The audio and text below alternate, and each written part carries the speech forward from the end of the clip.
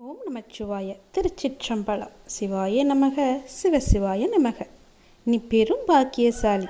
ஏனென்றால் இதை கேட்கும் பாக்கியத்தை நீ பெற்றிருக்கின்றாய். உன்னுடைய மதிப்பு பல மடங்கு உயரும். நல்ல செய்தியை சொல்கிறேன். மாபெரும் அற்புதம் உன் வாழ்வில் நடக்கப் போகும் செய்தியை சொல்கிறேன். இதை ஒரு முறை கேள், நம்பினால் கேள். உன் வாழ்க்கையில் நடக்கப் போவதை அப்படியே சொல்கிறேன். உன் மனதில் இப்போது நடந்து கொண்டிருக்கும் குழப்பிக் கொண்டிருக்கும் விஷயத்தை பற்றியும் முழுமையாக சொல்கிறேன். என் மீது நம்பிக்கை இருந்தால் நிச்சயம் கேள். யாரும் உன்னை குறை கூறினால் அது உண்மையாயின் திரித்துக்கொள், பொய்யாயின் அதை நகைத்து விடு. வீழ்வது வெட்கமல்ல, ஆனால் வீழ்ந்து கிடப்பதுதான் வெட்கம். புரிகிறதா? வீழ்ந்து கிடப்பதுதான் வெட்கம். வீழ்ந்தால் உடனே எழுந்துவிடு. நீ நகைத்து அவர்களுக்கு முன் நகைத்துப்பார், அவர்களே தலை தெறிக்க ஓடிவிடுவார்கள். பேருந்து பயணத்தில் நடத்துனர் கொடுக்க வேண்டிய மீது சில்லறைக்காக முழு பயணத்தையும் நாம் ரசிக்க மறக்கிறோம். அப்படிதான் வாழ்க்கையிலும் சில சில்லறை பிரச்சனைக்காக முழு வாழ்க்கையுமே நாம் ரசித்து வாழ மறந்து விடுகிறோம். ஆகவே விழிப்புணர்வுடன் எது வாழ்விற்கு உகந்தது, எது உகந்ததல்ல என்பதில் கவனத்துடன் இருந்தால் இலக்கை நோக்கி அடைவது மிக மிக எளிது. அனைத்திலும் பேதம் பாராது சமநிலைத்தன்மையை கொண்டிடுங்கள். மனம் அழகாக இருந்தால் காணும் காட்சிகளும் அழகாகவே இருக்கும். ஆகவே மனதில் குப்பையான கீழான எண்ணங்களை ஒருபோதும் சேர்க்காதே. மனதில் நல்ல நேர்மையான எண்ணங்களை விதையுங்கள். நல்லது நடக்கும். எப்போதும் உண்மையை பேச கற்றுக்கொள்ளுங்கள். உண்மைக்கு நிகர் உண்மை மட்டும்தான். பொய் ரொம்ப நாட்கள் வாழாது, சீக்கிரமாகவே மடிந்துவிடும். ஆரம்பத்தில் சற்று சிரமமாகத்தான் இருக்கும். பழகிவிட்டால் பொய் சொல்லவே நமக்கு கூச்சமாக இருக்கும். உண்மைக்கு மிக வலிமையான சக்தி இருக்கிறது. அது சத்தியமானது, வலிமையானது. இறைவனுக்கு இறங்கி வருவார். நாம் வாழ்கின்ற வாழ்வில் அறமாகிய உண்மை இருந்தால் அந்த இறைவனை நம்மை தேடி தானாக இறங்கி வருவார். வாழ்கின்ற வாழ்வில் அறமாகிய உண்மை இருந்தால், அறமாகிய உண்மை இருந்தால் மட்டுமே இறைவன் நம்முடன் கலந்து விடுவார். ஆகவே உண்மை, நேர்மை, சத்தியத்தை எல்லாம் கடைபிடித்து வாழுங்கள். நீங்கள் வாழ்வதில் உயர்வது சின்னம். உங்கள் வாழ்வை யாராலுமே எதுவுமே செய்ய முடியாது. உண்மைக்கு அழிவே கிடையாது. அதை முதலில் தெரிந்து கொள்ளுங்கள். உண்மை சொல்லுவதால் என்ன ஆகிவிடப் போகிறது? ஒரு பொய்யை சொல்லி காலம் முழுவதும் குற்ற உணர்ச்சியுடன் இருப்பதற்கு பதிலாக ஒரு உண்மையை சொல்லி நிம்மதியாக வாழ்ந்து விடலாம். அந்த உண்மைக்கு அவ்வளவு நிம்மதியை தரும் சக்தி இருக்கிறது. அதை நீ மறந்து விடாதே. பொய்யை சொல்லி இன்று தப்பித்து விடலாம், நாளை நிச்சயமாகவே காலம் காட்டிக் கொடுக்கும். அதனால் உண்மையாகவே இருங்கள். நாக்கில் வருவது எப்போதுமே உண்மையான பேச்சாக மட்டுமே இருக்கட்டும். நான் உங்களிடம் வருகிறேன். ஒருவர் தனது இறை பக்தியில் முழுமையும் வலிமையும் அடைந்த பின்னர் அவருக்கு பக்தியானது முத்திவிட்டது என கூறுவதும் வழமையே. எனவே முழுமை முதிர்ச்சியடைந்த நிலையே முத்தி, முக்தி என்று சொல்வார்கள். முதிர்ந்த பழம் முதிர்ந்துவிடும், முதிர்ந்த உயிர் இறந்துவிடும். எடுத்த காரியத்தை நீ பாதியில் விடாதே. செய்வதை திருந்தச் செய் என்ற உபதேசம் அனைவருக்குமே பொருந்தும். குருவை அடைந்து மரியாதையுடன் கற்றுக்கொள். கற்றதை மனனம் செய்து உருவேற்றிக்கொள் என்பது எல்லா மாணவர்களுக்குமே பொருந்தும். தொழில்நுட்பத்தை தெரிந்து கொள்ள முனையும் மற்றவர்களுக்குமே உரிய உபதேசம்தான் இது. எதற்காக எனக்கு சொல்கிறேன் என்று கேட்டதை, நீங்கள் ஆசைப்படுவதெல்லாம் கிடைக்காமல் இருப்பது உங்களை ஒரு சிறந்த வாழ்க்கைக்கு கொண்டு செல்வதற்காகவே இருக்கும் என்பதை நம்பு. முடிந்தவரை உங்கள் வேலையை நீங்கள் சிறப்பாக செய்து விடுங்கள். யாரிடமும் உங்கள் வேலையை ஒப்படைக்காதீர்கள். உங்களுக்கு கிடைக்க வேண்டிய அங்கீகாரம் தானாகவே கிடைக்கும். நேரத்தையும் வாய்ப்பையும் ஒருபோதுமே வீணடிக்காதே. அந்த தவறுக்கு எந்த காரியம் செய்தாலும் பரிகாரமாகாது. போன நேரமும் திரும்ப வராது. யாருக்காகவும் நேரம் காத்திருக்காது. பொறுத்துக்கொள். நீங்கள் செய்யும் ஒவ்வொரு நல்ல காரியமும் அதற்கான நன்மைகளை காலம் கடந்தாவது அழைத்து கொண்டு உங்களிடம் வந்து சேர்க்கும். வெற்றி என்ற முகத்துடன் உங்களிடம் வந்து சேரும். நீ நிராகரிப்புகளை எல்லாம் கண்டு நெஞ்சு உடையக்கூடாது. உன்னை யாராவது தூக்கி எறிகிறார்கள் என்றால் இறைவன் உன்னை மேலே தூக்கி விடுகிறான் என்ற அர்த்தம். அதனால் நீ பயப்படாதே. தூக்கி எறிந்தவர்கள் போகட்டும், நான் உன்னை தூக்கி விடுகிறேன். தூக்கி எறிந்தவர்களை பற்றியே நீ கவலைப்பட்டு கொண்டிருக்காதே. எதிர்பார்த்து எதிர்பார்த்து ஏமாற்றங்கள் மட்டும்தான் கிடைக்கும். என் வாழ்வில் அற்புதங்களை நிகழ்த்துவேன் என்று நீ நம்பிக்கையுடன் காத்திருக்கிறாய் அல்லவா? உன் தந்தை நிச்சயமாகவே உன் வாழ்வில் அற்புதங்களை நிகழ்த்தப் போகிறேன். சில நேரங்களில் நீங்கள் செய்யக்கூடிய செயல்களை எல்லாம் சிந்திக்க வேண்டாம், கற்பனை செய்ய வேண்டாம். அது ஆச்சரியப்படுவதற்கில்லை. எல்லாவற்றையும் சிறப்பாக செயல்படும் என்று மூச்சு விடுங்கள். நம்பிக்கை வைத்திருங்கள். நான் அப்பா, என்னுடைய அப்பா சிறப்பாக அதை முடித்து தருவார் என்ற நம்பிக்கையோடு நீங்கள் காத்திருங்கள். நான் அவர் மீது வைத்திருந்த நம்பிக்கையும் பக்தியும் பொறுமையும் தன்னம்பிக்கையும் அவர் எனக்கு நிச்சயம் அதற்கான பலனை தருவார் என்று நம்புங்கள். நீ வைத்த நம்பிக்கைக்கு நிச்சயமாகவே நான் கைமாறு செய்வேன். உன் மனதில் எந்த சலனமும் இல்லாமல் இருக்கிறாய். நான் உனது பாவ மூட்டையை தூக்கி நான் சுமக்கிறேன். நீ கவலைப்படாதே.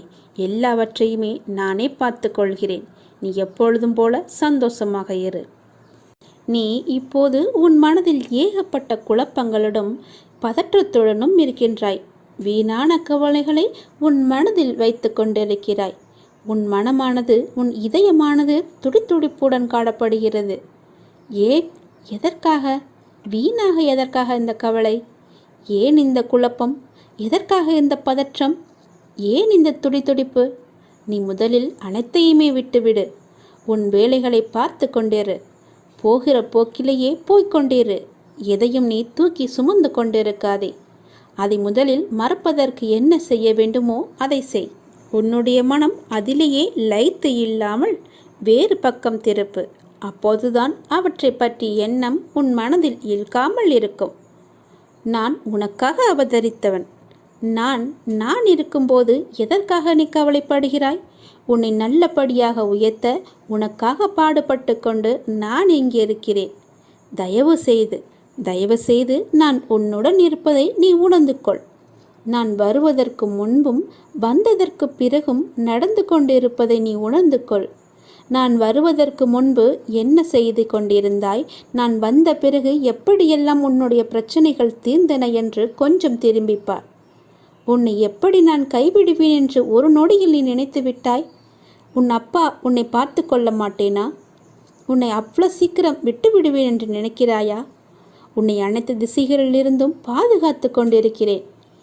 நான் இருக்கும் இடத்தில் எவரையுமே நெருங்க விட மாட்டேன். நான் உனக்குள்ளே நீக்கமர நிறைந்திருக்கிறேன். என் கண் பார்வை உன் மீது விழுந்து கொண்டிருக்கும் போது எந்த கெடுதலும் வந்து உன்னை துன்புறுத்திவிட முடியாது. தெரிந்து கொள். எந்த துன்பமும் உன் அருகில் கூட வர பயப்படும். நான் இருக்கிறேன். நீ பயப்படாதே. உனக்கு வரும் பிரச்சனைகள் எல்லாமே சிறு சிறு வகைதான். பயப்படாதே. பெரிதாக ஒன்றையும் நான் கொடுக்க மாட்டேன். கொஞ்சமாவது உனக்கு பக்குவம் வேண்டும் என்பதற்காகத்தான் இதையெல்லாம் கொடுத்தேன். சின்ன பிரச்சனையை பெரிதாக பார்க்காதே. மனதில் போட்டு குழப்பத்தை ஏற்படுத்தாதே. உன்னை நீயே பதற்றப்பட வைக்காதே. வீணான கவலைப்பட்டு உன் உடம்பை நீ வீணடிக்காதே. உன் இதயம் சீராக துடிக்க வேண்டும். அப்பொழுதுதான் நீயும் நன்றாக இருப்பாய். எப்படி என் வேண்டுகோள்கள் அனைத்தையும் இப்படி நிறைவேறியது என விரைவிலேயே நீ ஆச்சரியப்பட போடுகிறாய். கவலைப்படாதே குழந்தையே. என் கண்ணிலிருந்து வரும் அருள் கதிரால் நீ பாதுகாக்கப்படுகிறாய். அதனால் நீ கவலையை விடு.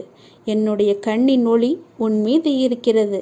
என் பார்வை முழுவதுமாகவே உன் மீது மட்டும்தான் இருக்கிறது. என்னை மீறி எதுவுமே உனக்கு நடக்காது. பயப்படாமல் தைரியமாக இரு. சந்தோஷமாகவே வைத்துக்கொள். நீ எப்பொழுதும் அமைதியாகவே இருக்கக்கூடாது. யார் உன்னை கீழே நோக்கி விழ செய்தார்களோ அவரை நோக்கி நீ மேலே எழு. எதற்காகவும் தயங்கி போய் கூனி குறுகி நிற்காதே. உனக்கு துணையாக உன் அப்பன் ஈசன் நான் இருக்கிறேன். நீ கவலையின்றி தைரியமாக மேலே எழுந்து வா. நீ மேலே எழும்புவதற்கு என்னுடைய கையை தருகிறேன். என் கையை பிடித்து கொண்டு நீ மேலே எழுந்து வா. நீ ஒரு இடத்தில் அவமானப்படும் போது கூனி குறுகி நிற்காமல் அவதாரம் எடுத்து காட்ட வேண்டும். கீழே வீழ்கின்ற போது விஸ்வரூபமாக எழ வேண்டும். உன் மனம் புண்படுகின்ற போது எல்லாம் புன்னகை செய். அதுவே அவர்களுக்கு மிக பெரிய தண்டனையாகிவிடும். நீ அவர்களிடம் வாதாடுவதை விட்டுவிட்டு நான் அவர்கள் முன்னையில் வாழ்ந்து காட்டுவேன் என்ற சபதம் எடு. நீ அன்பிற்காக ஏங்கி தவிக்கும் ஒரு இதயத்தை எந்த நிலையிலுமே அலட்சியப்படுத்தாதே. உன்னுடைய அன்பிற்காக ஏங்கி தவிக்கும் பல பேர் இருக்கின்றனர். உன்னை உயிராய் நினைக்கும் உறவு உன்னை விட்டு போகப் போகிறது. அதனால் உன்னுடைய கோபத்தை நீ விட்டுவிடு. அலட்சியப்படுத்தாதே அவர்களை. ஏனெனில் அதனை விட இவ்வுலகில் பெரிய பாவம் எதுவுமே இல்லை. உன்னை நம்பி வந்த உறவு அது. ஒருவனிடம் தர்ம சிந்தனை இருக்கும் பொழுது அந்த தர்மமே அவன் எதிர்காலத்தை பார்த்து கொள்ளும். ஏனென்றால் ஒரு மனிதன் என்ன பிரார்த்தனை செய்தாலும், எத்தனை மந்திரங்கள் உரியேற்றினாலும், எத்தனை அபிஷேகங்கள் யாகங்கள் செய்தாலும் கூட அவனிடம் உதவும் குணம் இல்லை என்றால் இறையருளை பெற முடியாது. ஒரு மனிதன் இறையருளை பெற வேண்டுமென்றால், ஏன் இறை நம்பிக்கை இல்லாவிட்டாலும் கூட பரவாயில்லை, தர்ம குணமும் பிறருக்கு உதவும் குணமும் இருந்துவிட்டால் போதும். இவன் இறைவனை தேடி போக வேண்டியதில்லை. அந்த இறைவனை இவரை தேடி வந்து விடுவார். இவன் இல்லம் நோக்கி வந்து விடுவார். எவன் அதிக அளவு தர்மம் செய்கிறானோ அவனிடம் இறையே வந்து கையேந்தும். அந்த அளவுக்கு தானத்திற்கு அவ்வளவு ஒரு மகிமை. பக்தினி, நீ இப்போது ஏன் குழம்பி போயிருக்கிறாய்? உனக்கு என்ன வர வேண்டும்? உனக்கு ஆரோக்கியம், பொருளாதாரம், மன நிம்மதி எதுவாக இருந்தாலும் என்னிடம் கேள். நான் உனக்கு தருகிறேன். நீ யாரிடமும் போய் கையேந்த வேண்டாம். நீ கவலைப்படாதே. யாரிடமும் கையேந்தும் நிலைப்படி நான் உன்னை வைக்க மாட்டேன். உன்னுடைய எல்லா பிரச்சனைகளுமே நான் தீர்த்து விடுகிறேன். என்னை நம்பு. என்னை முழுவதுமாக நம்பு. ஒரு முறையாவது, தினமும் ஒரு முறையாவது என்னுடைய பெயரைச் சொல்லி என்னை கூப்பிடு. உன் குழப்பங்களுக்கு எல்லாவற்றிற்குமே நான் விடை தருகிறேன். உனக்கு என்ன வர வேண்டும் கேள். நான் உனக்கு தருகிறேன். எடுத்துக்கொள். சந்தோஷமாக வாழு. எல்லாவற்றையுமே சிவனிடம் ஒப்படைத்து விடுங்கள். ஓம் நமச்சிவாய என்ற மந்திரமே உன்னுடைய வாழ்வின் தந்திரம் என்பதை மறந்து விடாதே. முதலில் கஷ்டத்தை வெளியே சொல்லாதே. நீ காலனை தேடிச் செல்லாதே. கவலைகளை மனதில் கொள்ளாதே. கற்பத்தில் உயிரை கொள்ளாதே. கண்டதை உணவாக உண்ணாதே. கண்டவர்கள் மனதை கில்லாதே. காசுக்காக தன் மானத்தை இழக்காதே. கலங்கி யாரிடமும் நிற்காதே. கள்ளமுள்ளோரை கண்டு திரும்பாதே. கற்பனையில் மூழ்கி ஏங்காதே. கால் போன போக்கிலே போகாதே. கர்மத்தை கையில் ஏந்தாதே. காலம் கடந்து பெருமூச்சு வாங்காதே. கடவுள் மீது ஒருபோதும் பழி போடாதே. நான் சொல்வது எல்லாம் விளங்குகிறதா? உன்னுடைய கஷ்டத்தை முதலில் நீ வெளியே சொல்லக்கூடாது. காலனை தேடி செல்லக்கூடாது. தானாகவே வரட்டும் என்று விடு. கவலைகளை மனதிலேயே கொள்ளாதே. கற்பத்திலேயே ஒரு உயிரை கொல்லக்கூடாது. அது மிக பெரிய பாவம். கண்டதையும் உணவாக உண்ணாதே. உன்னுடைய வயிற்றுக்கு எது பொருந்துமோ அதை மட்டுமே உண்ணு. கண்டவர்கள் மனதை கில்லாதே. அடுத்தவர்களுடைய மனதை புண்படுத்தாதே. காசுக்காக உன்னுடைய தன்மானத்தை நீ இழக்கக்கூடாது. தன்மானம் முக்கியம். நீ யாரிடமும் போய் கலங்கி நிற்காதே. எனக்கு யாரும் இல்லை என்று சொல்லாதே. கள்ளமுள்ளோரை கண்டு திரும்பாதே. அதாவது வஞ்சக எண்ணம் உள்ளோரை கண்டால் நீ உடனே திரும்பி வந்துவிடு. அவர்கள் முகத்தை கூட பார்க்காதே. கற்பனையிலேயே மூழ்கி ஏங்காதே. பேராசைப்படக்கூடாது என்கிறார். கால் போன போக்கிலே போகாதே. எங்கு வேண்டுமானாலும் போகலாம். கால் போன போக்கில் போனால் செல்ற இடம் கூட தெரியாது. கர்மத்தை கையில் ஏந்தாதே. நல்லதை மட்டுமே செய். உன் கர்மா எல்லாமே அழிந்துவிடும். காலம் கடந்து பெருமூச்சு வாங்காதே. நேரம் உள்ள போதே தூற்றிக்கொள். நேரம் போனால் பிறகு கிடைக்காது. நேரம் மிக அற்புதமானது. திரும்பி வராது. கடவுள் மீது ஒருபோதும் பழி போடாதே. யான் கேட்டு என் கடவுள் எனக்கு செய்யவில்லை என்று அவரை திட்டாதே. அவருக்கு தெரியும் உனக்கு எப்போது எப்படி செய்ய வேண்டும் என்று. கடவுளுக்கு தெரியும். அவருக்கு தெரியாமலையா நீ வந்தாய்? கடவுள் மீது ஒருபோதுமே பழி போடும் எண்ணத்தை விட்டுவிடு. அவன் அப்பா எல்லாவற்றையுமே பார்த்து கொள்வார் என்ற நம்பிக்கையோடு இரு. நீ நினைத்த செயல் விரைவிலேயே என் ஆசையுடன் நடக்கப் போகிறது. உன்னை சரியான நேரத்தில் நான் கரம் குழித்து இழுத்து வந்து விட்டேன். நீ பயப்படாதே. எல்லாமே என்னுடைய ஆசைப்படியே நடக்கும். வாழ்வில் நடைமுறையில் உள்ள சில விஷயங்களை யதார்த்தமாக நீ புரிந்து கொண்டால் இன்பத்தையும் துன்பத்தையும் சமநிலையில் ஏற்கலாம். நீ முயற்றுப்பார். என் துணையோடு எல்லாவற்றையுமே போராடிப்பார். போராட்டமே இல்லாத வாழ்க்கை இங்கு யாருக்குமே அமைவதில்லை. போராட்டத்தை சந்திக்காத எந்த உயிரும் இந்த பூமியில் வாழ முடியாது. தெரிந்து கொள். பிறந்தது முதல் இறப்பது வரை போராட்டம் இருந்து கொண்டுதான் இருக்கிறது. பிறந்த குழந்தை கூட அழுகை என்னும் சத்தம் செய்துதான் தன்னுடைய தேவைகளை பூர்த்தி செய்கிறது. போராட்டத்தில் பிறந்து போராட்டத்தில் வளர்ந்து போராட்டத்தில் மடிவதுதான் வாழ்க்கை. இன்று மனிதன் போராட்டம் இல்லாத வாழ்க்கை வாழ ஆசைப்படுகின்றான். அதைத்தான் விரும்புகின்றான். வாழ்க்கையில் தங்கள் குறிக்கோளை நிலைநிறுத்தி கொள்ள ஒவ்வொரு மனிதனும் இவ்வுலகில் போராட வேண்டியிருக்கிறது. பூந்தோட்டத்தில் ஒவ்வொரு நாளும் புது புது மலர்கள் பூப்பதுண்டு. ஆனால் அவை நிலைப்பது இல்லை. அது நியதியும் இல்லை. அதுபோலத்தான் வாழ்க்கை என்னும் பூந்தோட்டத்தில் ஒவ்வொரு நாளும் புது புது மலர்களாக பூத்து கொண்டிருக்கிறோம். எவ்வாறு பூந்தோட்டத்தில் மலர்ந்த ஒரு பூ நிலைப்பது இல்லையோ அது போலத்தான் வாழ்க்கையும். போராட்டங்கள் இல்லாமல் வாழ்வில் எதுவுமே வெற்றி பெற முடியாது.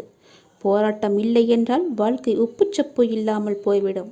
வாழ்க்கையில் உங்களுக்கு அழுவதற்கு 100 காரணங்கள் இருந்தாலும் சிரிப்பதற்கு என்னிடம் 1000 காரணங்கள் இருக்கிறது என்று வாழ்ந்து காட்டு. சரியான நேர்மையான வாழ்க்கை பயணப்பாதை முட்கள் நிறைந்த கரடுமுரடான பாதைத்தான்.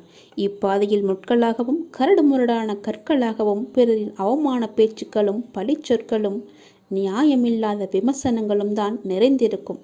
அதை நீ தெரிந்து கொள். வாழ்க்கை என்பது அவ்வளவு சுலபமல்ல. களை இல்லாத தோட்டம் இல்லை. அதுபோலத்தான் போராட்டம் இல்லாத வாழ்க்கையும் இல்லை. வாழ்க்கை அழகானதாக மாற்றிக்கொள்வது உன்னுடைய கையில்தான் இருக்கிறது. எல்லோருடைய வாழ்விலும் இன்பம் துன்பம் என்று எல்லாமே கலந்துதான் இருக்கும். நாம் அவற்றை எப்படி எடுத்துக்கொள்கிறோம் என்பதுதான் மிக முக்கியம். ஆசையை குறைத்து கொள்ள வேண்டும். மன நிறைவு இருந்தாலே போதும். உன்னுடைய வாழ்வில் மகிழ்ச்சி தானாக நிலைத்து நிற்கும். போராட்டம் இருந்தாலும் கூட யாரும் வாழ்க்கையை வெறுப்பதில்லை. போராட்டங்களை எல்லாம் ஏற்றுக்கொள்ளவும் நமக்கு ஏற்றதாக மாற்றிக்கொள்ளவும் பழகினாலே போதும். வாழ்க்கை பூந்தோட்டமாக மாறிவிடும். உங்களின் வாழ்வில் நல்லது நடக்க வேண்டுமென்றால் நான் சொல்வதை பின்பற்றுங்கள். நீங்கள் எப்படிப்பட்ட பாதையில் பயணம் செய்தாலும் உங்கள் நற்சிந்தனையாலும் நற்செயல்களாலும் மலரும் புதிய பயனுள்ள மலர்களால் பாதையை நிரப்புங்கள். உங்கள் வாழ்வு இனிதாக அமையும். நீங்கள் வாழ வாருங்கள். என்னுடைய ஆசையுடன் நீங்கள் போராட்டத்தில் குதிக்க தயாராக இருங்கள். என் துணை உனக்கு உண்டு. வாழும் ஒவ்வொரு நிமிடமும் இறை சிந்தனையுடன் இருங்கள். இறை சிந்தனை உள்ள பொழுது விழிப்புணர்வுடன் ஒவ்வொரு செயலையுமே நன்றாக துல்லியமாக எந்த குறையும் இல்லாமல் செய்ய முடியும்.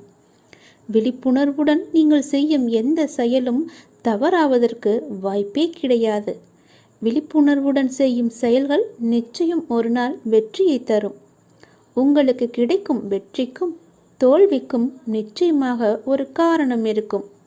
இரண்டையும் ஒன்றாக எடுத்துக்கொள்ள நீங்கள் முயற்சி செய்யுங்கள். வெற்றிக்காக மட்டும் செயல்களை செய்யக்கூடாது. ஒவ்வொரு செயலையும் இறைவனுக்காக நீங்கள் செய்யுங்கள். உங்களை படைத்த கடவுளுக்காக செய்யுங்கள். எந்த ஒரு எதிர்பலனையும் பார்க்காமல் எதிர்பாராமல் எதிர்பார்ப்புகள் இன்றி நீங்கள் செய்யும் ஒவ்வொரு செயலுமே அந்த இறைவனை போய் சேரும். உங்களுடைய புண்ணிய கணக்கில் சேரும். அதற்கு நிச்சயமாக பல மடங்கு பலன்கள் உங்களை தேடி தானாக வந்து சேரும். ஒவ்வொரு நாளின் முடிவிலும் நீங்கள் இறைவனுக்கு நன்றி சொல்ல பழகுங்கள். கண்டிப்பாக அன்றைய நாளில் நன்றி சொல்வதற்கு என்று ஏதேனும் ஒன்று நடந்திருக்கும். அதை நினைத்து இறைவனுக்கு நீங்கள் நன்றி சொல்லுங்கள். விடியும் பொழுது இறைவனின் ஆசியுடன் தொடங்குங்கள். முடியும் இரவும், அதாவது அன்றைய நாளின் முடிவும் இரவும் நன்றி சொல்லி உறங்குங்கள். மறுநாள் காலை உங்களுக்கு நல்ல நாளாகவே அமையும். இன்று எங்களுக்கு அமைத்து கொடுத்ததற்கு மிகவும் நன்றி இறைவா என்று இறைவனுக்கு நீங்கள் நன்றி சொல்லுங்கள். ஒவ்வொரு நாளின் தொடக்கத்திலும் இறைவன் மீது முழு நம்பிக்கையுடன் நீங்கள் தொடங்கி பாருங்கள். உங்கள் வாழ்வு எப்படி இருக்கிறது, அன்றைய நாள் எப்படி அமைந்திருக்கிறது என்று தானாகவே தெரிய வரும். எழுந்திருக்கும் பொழுது சட்டென்று எழுந்திருக்காமல் இறைவனின் பெயரை சொல்லிவிட்டு எழுந்திருங்கள். நன்றாகவே இருக்கும். ஒரு நிமிடம் சுதாரித்து கொண்டு பிறகு ஏந்திரியுங்கள். அப்பாவின் பெயரை சொல்லி எழுந்தறியுங்கள். உங்கள் வாழ்க்கை மீது உங்களுக்கு இருக்கும் அக்கறையை விட உங்களை படைத்த இறைவனுக்கு நிச்சயமாகவே அதிக அக்கறை இருக்கும். நம்புங்கள், நன்றாக நீங்கள் வாழ்வீர்கள். இதனை உணர்ந்தால் இறைபலமும் மனோபலமும் உங்களிடம் அதிகரிக்கும் தானாகவே. இறைவனின் அருளும் ஆசியும் உங்களிடம் நிறைந்திருக்கும் முழுவதுமாகவே. எப்போதும் இறைவனின் அருளோடும் ஆசியோடும் நாம் தொடங்கும் நாள் வெற்றி நாளாகவே நமக்கு அமையும். இறைவனுக்கு நன்றி சொல்ல மட்டும் நீங்கள் மறந்து விடாதீர்கள். இறைவனின் நாமத்தை ஜெபித்து கொண்டே இருங்கள். உன்னுடைய மனக்குமரலை நான் அகற்றப் போகின்றேன். மிக பெரிய வெற்றி உன் அருகில் இருக்கின்றது. நிச்சயம் நடக்கும். நீயே ஆச்சரியப்பட்டும் போவாய். கடந்த கால கஷ்டங்கள், இழப்புகள், ஏமாற்றங்கள், காயங்கள், தோல்விகள் எல்லாம் உன்னை விட்டு மறந்து போகும் அளவிற்கு உனக்கு நான் மிகப்பெரிய மகிழ்ச்சியை, மிகப்பெரிய வெற்றியை நான் தரப்போகின்றேன். உன் அருகில் அது வந்துவிட்டது. கஷ்ட காலங்கள்தான் கடவுள் நமக்கு உதவுவார் என்ற நம்பிக்கை உனக்குள்ளே வர வேண்டும். கஷ்ட காலங்களில் தைரியத்தை நீ இழந்து விடாதே. உங்களுக்கு நடக்க முடியாத போது சுமக்க தயாராய் கடவுள் உங்களுடனே இருக்கின்றார் என்பதை நினைவில் வைத்து கொண்டால் வாழ்க்கை பயணம் மிகவுமே சுலபமாக இருக்கும். ஒரு மனிதன் ஒரு நெடும் பயணம் மேற்கொண்டிருந்தான். அது அவன் வாழ்க்கை பயணம். நீண்ட தூரம் சென்ற பின்தான் கவனித்தான் அவனுடைய கால் தடங்கள் அருகே இன்னொரு ஜோடி கால் தடங்கள் இருக்கிறது என்று. அவனுக்கோ ஆச்சரியம். சுற்றும் முற்றும் பார்த்தான். யாரும் தெரியவில்லை. சத்தமாக கேட்டான், என்னுடன் வருவது யார் என்று. நான் தான் கடவுள் என்று அசிரீரியாக ஒரு பதில் வந்தது. அவனுக்கோ எல்லையில்லாத மகிழ்ச்சி. கடவுள் என்னுடன் பயணம் செய்து கொண்டிருக்கிறார் என்ற மகிழ்ச்சியில் அவன் துள்ளி குதித்தான். பயணம் மீண்டும் தொடர்ந்தது. அவன் அந்த கால் தடங்களை கவனிப்பதை நாலா வட்டத்திலுமே மறந்துவிட்டான். சுகமாக போய்கொண்டிருந்த வாழ்க்கையில் பிரச்சனைகள் தலையெடுக்க ஆரம்பித்தன. சிறிய பிரச்சனைகள் பெரிதாக ஆயின. துன்பமும் துக்கமும் அதிகமாயின. ஒரு கட்டத்தில் அவன் சமாளிக்க முடியாமல் தவித்த போதுதான் அந்த கால் தடங்கள் நினைவு மறுபடி வந்தது. கூடவே கடவுள் இருக்கும் போதே இவ்வளவு துன்பமா என்று தனக்குள் கேட்டுக்கொண்டவன் கால் தடங்களை கவனித்தான். அவனுக்கோ அதிர்ச்சி காத்திருந்தது. அந்த பாதையில் ஒரே ஒரு ஜோடி கால் தடங்கள் மட்டுமே தெரிந்தன. அவன் சுற்றி பின்னோக்கி பார்த்தான். அவன் கஷ்ட காலம் ஆரம்பித்த கணத்திலிருந்து ஒரே ஒரு ஜோடி கால் தடம் மட்டுமே தெரிந்தது அவனுக்கு. அவனுக்கோ அழுகையாய் வந்தது. கண்ணுக்கு தெரியாத அந்த கடவுளை அழுகையினுடைய கேட்டான். கடவுளே, என் இன்ப காலத்தில் உடன் வந்து கொண்டிருந்தீர்கள். துன்ப காலத்தில் என்னை கைவிட்டு காணாமல் போய்விட்டீர்களே, இது உங்களுக்கே நியாயமா என்று. கடவுளிடமிருந்து பதில் வந்தது. மகனே, நான் உன்னை கைவிடவில்லை. உன் துன்ப காலத்தில் நீ பார்த்த காலடி சுவடுகள் உன்னுடையவை அல்ல, என்னுடையவை. இந்த கடின யாத்திரையில் நடக்க முடியாத உன்னை தூக்கி கொண்டு நான் நிறைய தூரம் நடந்து வந்திருக்கின்றேன். அதனால்தான் நீ உன்னுடைய காலடி சுவடுகளை காண முடியவில்லை. உன் கஷ்ட காலத்தில் நான் வரவில்லை என்று நினைத்து கொண்டிருக்கின்றாய். ஆனால் உன்னை தூக்கி சுமந்து கொண்டு வருவது நான் தான் என்பதை அறியாமல் சென்று கொண்டிருக்கின்றாய். அந்த மனிதன் கண்களில் நன்றியுடன் வழிந்த கண்ணீர் நிற்க நிறைய நேரம் ஆய்விட்டது. குற்றம் காண்பதில் மனிதன் சமத்தமானவன். அவனுக்கு அதற்கு நிறைய நேரம் தேவைப்படுவதில்லை. ஒரு நொடி போதும். கஷ்ட காலங்களில் உறவும் நட்பும் காணாமல் போவது போல கடவுளின் அருளும் காணாமல் போவதாக அவன் எண்ணுவதில் ஆச்சரியமே கிடையாதே. சுமைகள் கூடும்போது இறக்கி வைக்க வழி தெரியாத போது இருக்கவே இருக்கின்றார் கடவுள். அவனிடம் வசவுகள் வாங்கி கொள்ள வந்த கஷ்டங்கள் எல்லாம் நமக்கு தெரியும். எத்தனையோ கஷ்டங்கள் வரவிருந்து அவை இறை அருளால் வராமல் தவிர்க்கப்பட்டிருக்கலாம். அவை நம் கவனத்திற்கு வராமலேயே போய்விடுகிறது. கடவுள் கணக்கு சொல்வதில்லை. எனவே எத்தனையோ உண்மைகளை நமக்கு தெரியாமலேயே போய்விட்டிருக்கின்றன. துன்பங்களும் சோதனை காலங்களும் வரும்போது நாம் ஒரு பெரிய உண்மையை மறந்துவிடக்கூடாது. எதுவுமே காரணம் இல்லாமல் நம்மிடம் வருவதில்லை என்று. அவற்றில் சில நாம் சம்பாதித்தவை. நம் முந்தைய செயல்களின் விளைவுகள் நாமே வரவழைத்தவற்றை நாம் சந்தித்துதானே ஆக வேண்டியிருக்கின்றது. மறப்பதும் எதிர்ப்பதும் நியாயமல்ல. மற்றவை நாம் வளர பக்குவப்பட தேவையான அனுபவங்களை அது கற்றுத்தருகிறது. நாம் கற்க வேண்டிய பாடங்கள் அவற்றை கற்றறிந்த பின்னரே, அந்த சோதனையில் தீயில் பட்ட பின்னரே நாம் புடம் போட்ட தங்கமாய் மிளிரப் போகின்றோம். அவை நம் வாழ்வில் வராவிட்டால் நாம் சோபிப்பதும் இல்லை. கையால் மென்மையான தடவி கொடுத்தே கல்லை சிலையாக்க முடியாதல்லவா? எண்கள் மட்டுமே வந்து கொண்டிருந்தால் நாம் பக்குவம் அடைவதும் முடியாதல்லவா? சாத்தியமே கிடையாது. ஒளிக்கு கல்லின் மீது பகை இல்லை. உளியடிகளை தாங்காத கல் அழகிய சிலையாவதில்லை. கடவுள் என்ற சிற்பி நம்மை செதுக்கும் போது அழகிய சிலையாக போகிறோம் என்ற உணர்வுடன் தாங்கிக் கொண்டால் இது அர்த்தமில்லாமல் புரியாது என்பதை நாம் உணரவே மாட்டோம். அது நிச்சயம் ஆனந்தமாகவே இருக்கும் என்பதை உணர்ந்தால் கடவுள் மீது அவன் நம்பிக்கையை நாம் கொள்ள மாட்டோம். இன்னொரு விதமாக சொல்லலாம், மருந்து கசக்கிறது என்று குழந்தை கதறி அழுதால் தாய் விட்டு விட மாட்டாள். குழந்தை குணமாக வேண்டுமென்று அக்கறை அவளுக்கு அதிகமாகவே இருக்கும். பலவந்தமாக மருந்தை குழந்தையின் வாயில் திணிக்கையில் குழந்தை தாயை ஒரு கொடுமைக்காரியாக கூட நினைக்கலாம். குழந்தை என்ன நினைக்கிறது என்பது தாயிற்கு முக்கியம் கிடையாது. குழந்தை குணமாக வேண்டும் என்பதே தாய்க்கு முக்கியம். குழந்தைக்கு எது நல்லது என்பதை குழந்தையை விட பெற்ற தாய் நன்றாக அறிவாள் அல்லவா? கடவுளும் அந்த தாயைப் போலதான். இனி கஷ்ட காலங்கள் வரும்போது கடவுளை திட்டாதீர்கள். அவற்றை தாங்கும் சக்தியை, அவற்றிலிருந்து கற்கும் புத்தியையும் மட்டுமே கடவுளிடம் வேண்டுங்கள். கஷ்ட காலங்களில் தைரியத்தையும் இழக்காதீர்கள். உங்களுக்கு நடக்க முடியாத போது சுமக்க தயாராய் கடவுள் உங்களுடனே இருக்கிறார் என்பதை நினைவில் வைத்துக் கொண்டு உங்களுடைய வாழ்க்கை பயணம் சுலபமாகும். முடிவு கண்டிப்பாக இனிமையாகும். நிச்சயம் உன் வாழ்க்கை மேன்மை பெறும். பயப்படாதே, அப்பா நான் இருக்கிறேன். நீ வேண்டிக் கொண்டது நிச்சயம் உனக்கு கிடைக்கும். நம்பிக்கையோடு இரு. முகமலர்ச்சியோடும் நம்பிக்கையோடும் உன் வாழ்வை நீ தொடங்கு. ஒவ்வொரு நாளும் புதிய நாளாக நீ துவங்க இறைவன் உனக்கு அருள் புரிவார். மிக பெரிய வெற்றி உன் அருகில் இருந்து கொண்டே இருக்கிறது. அது உடனே தொட்டு விடலாம். கொஞ்சம் யோசித்துப்பார் எப்படி தொடலாம் என்று. நான் உன் அருகிலேயே வைக்கிறேன். முழு வெற்றியையும் நீயே எடுத்துக்கொள்வாய்.